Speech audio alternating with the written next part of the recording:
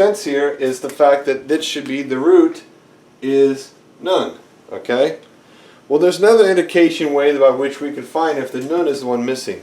And that is going to be this. You see the dagish here? This dagish that's in the pay tells me that the root is missing at the front of the actual word. So therefore, this dagish indicates the fact that it is the front root that was missing. And of course, in this case, it's going to be none, as in the word nafal, which means fell.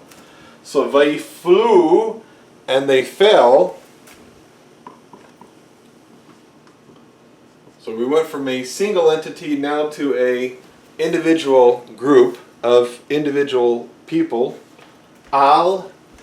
So this is going to be now, we're into the preposition, because the preposition is going to be telling me about the object of what happened action-wise. Okay? So the subject is, we know, is the people. The object is now going to be here, because al penehim is what we call the prepositional phrase. So al penehim. So here, peneh, we're going to look at this and see how peneh is here. Peneh, I'm going to get rid of these things here so we can play with this a little bit. This is going to follow, and I want, if you really want to see this in more clarity and stuff, check out the video that I talk about with relationship to nouns, okay? Nouns and their pronoun endings, because this is what we're talking about here. We're talking about a noun that has a pronoun. So what was this noun originally? Well, this was the noun. It's the word panim. The word panim is the word for face, okay? When we're putting the word panim in a plural state, which, well, excuse me, and when we're taking a plural noun, such as panim, and we're going to add a pronoun ending to it, well, this is what we're going to find out we're going to be doing here. We're going to get rid of the mem off of it, so the mem sufit is going to disappear. We're going to put the tzirei underneath the nun, because we know that this is plural, and of course we're just going to replace that with the shwa underneath here, and then we're going to add at the end our pronoun, which here we have is the word, is the pronoun hem. Okay, so panei hem is panehem, their faces. Okay, so here's the word there, that indicates here, and now here we have the word faces, which is indicated with the word panei.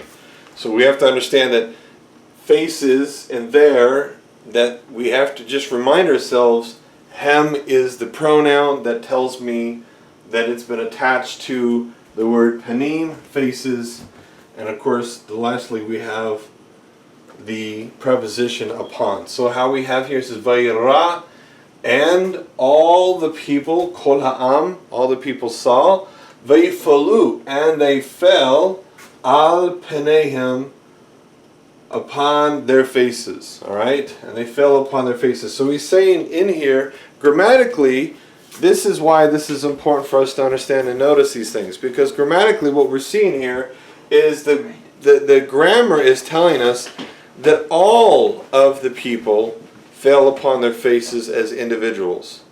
With relationship to, and they saw, the Bible is saying that all of them saw unanimously as an entire entity, as one entity group. All of them saw. And as an individual, they all fell upon their faces. And so this is where interpretation plays a major role, because we're taking the grammar of what we see and we're attaching it to what we read, and we're explaining what we read from that grammatical state. And this is why we're taking this form and understanding this. If you were to read this in English, you would never have any ability to understand why this was so, okay? Because you would never know that the word fell is plural and that the word saw is singular, and there would be no grammatical way by which you would be able to explain that in English, because, well, you can't see it. You know, in English, there is no such thing as plural things, you know. We don't have plural verbs. Every single thing in English is based upon a singular entity. You could say he drove, you could say they drove. It's not going to change the context in English. In Hebrew, it does. He drove and they drove would absolutely be a difference, because when it says they drove, you're basically saying all of these individuals drove when you're utilizing the plural.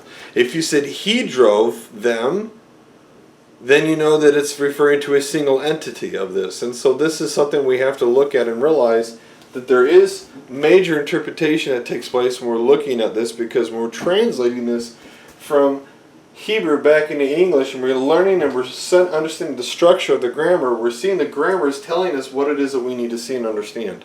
And that makes a big difference with relationship to what it is we're supposed to know and understand and see. And this is just an important part by which, as we go through and look at this, we're going to see and understand more about what it is we're supposed to identify and how we're going to identify these things. In the book, as you're going to go through and stuff, you're going to see that you're going to have lessons that are going to be built upon what you've already learned thus far. And it's going to ask you questions about what form this is and what form that is. And I'm going to be going back and actually going through all the verb charts so that we can go back and see these different charts with the lessons that they belong to. And I'm going to put that as an actual video in front of it, so that before you get to, if you want to go backwards in your lessons, you can go back and see that in lesson 5 we studied the hitpa'al, or we studied the nifil, or we studied the hifil, and that this is what the verb form looks like and this is what it is, because there's a lot of things that you're going to find that this book wants to throw a lot of information at your face. It wants to get you really in the water quickly so that you can start learning what these things are. You can see the different forms, you can identify the forms, you can immediately start breaking down the grammar of it. And in order to do that, I'm going to have to go back and make some videos just focusing upon just the actual verb form itself, like I did in the very beginning of this video, where you saw how I took the word ra'ah and told you about the vowelizations for ra'iti, ra'ita, and what would happen if a guttural was here, or what takes place if the guttural is in the middle of the root. And that's just going to help you with going back and seeing stuff and progressing into this book as we continue forward. I'll see you next time as we go through and we focus on lesson number 13 and we progress forward, learning more the verb morphology charts and understanding how they work and what they're about and how they function. I'll see you next time.